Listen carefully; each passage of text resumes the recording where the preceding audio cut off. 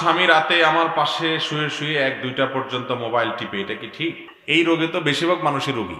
এই বেচারি হয়তো তার কোনো দামি মোবাইল নাই, অ্যান্ড্রয়েড সেট স্মার্টফোন নাই, হয়তো শুধু স্বামী একলা একলা টিপে।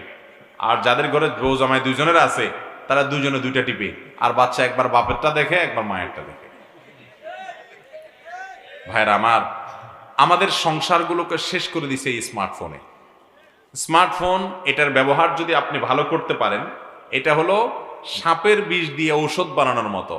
আপনি যদি এটার ভালো ব্যবহার করতে পারেন, তাহলে এটা দিয়ে আপনি অনেক সওয়াব কামাইতে পারবেন, অনেক উপকার পাবেন।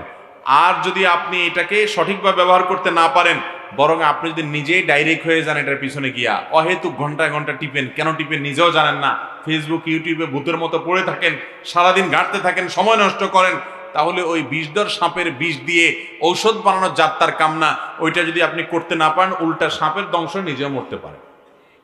এই মোবাইল ফোনের অপব্যবহার আজকে আমাদেরকে সেই পর্যায়ে নিয়ে গেছে। ভাইরা আমার, আমি এই জন্য প্রায় বলি,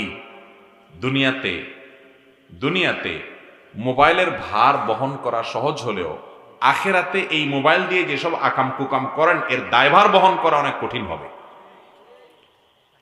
আপনি রাতে বিছানায় গিয়েছেন, বাসায় গিয়েছেন, আপনার স্ত্রীর হক, তাকে সময় দিবেন, আপনি সেটা না দিয়ে মোবাইল টিপাটিপি করছেন এবং আননেসেসারি টিপাটিপি করছেন, অপ্রয়োজনীয় ঘন্টাকে ঘন্টা, বহু সংসারকে শেষ করে দিচ্ছে।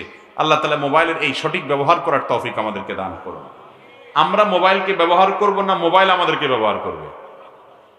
এখন যারা মোবাইলের কাছে অটো হয়ে গেছে, আপনার চুম্বকের মতো মোবাইলের কাছে হাত চলে যায়, সারাক্ষণ টিপাটিপি করে, এই লোকগুলো মোবাইলকে ব্যবহার করে না, বরং মোবাইলে তাদেরকে ব্যবহার করে।